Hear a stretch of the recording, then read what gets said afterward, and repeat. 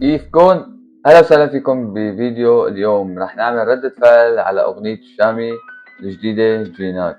بعتني يا رخيص. رح أسمع الغنية وأعطيكم رأيي بكل شفافية مثل ما تعودتوا. إذا كنت جديد على القناة فأنت فايتك كتير، اشترك إنه فايتك كتير قصص. حطلنا لايك وبس، خلونا نبلش.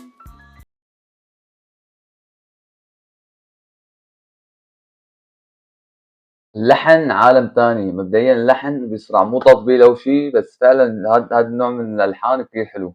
ويمكن انتم ما تسمعوا نفس مو انا سمعان مشان الكوبي رايت، وبتعرفوا انتم هالحركات تبعت اليوتيوبرز، فانا راح اغبي الصوت مشان ما ابلع كوبي رايت على الفيديو. بس انا حسب ما شفت التسريبات قبل ما تنزل الاغنيه انه راح تكون باللهجه العراقيه. خلونا هلا نقرا الكلمات.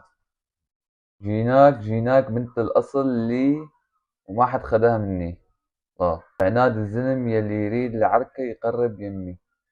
جيبوا الزلم ياخذوا اللي يريده، اللي يريده بالثار. جيبوا الزلم ياخذوا اللي يريده بالثار يشد العزم. غنية كتير قصيرة كتير على هوا الأغاني اللي كان ينزلون قبل. وقت شفت الإعلان قلت شو هذا الفيديو كليب وشو هالغنية راح تطلع.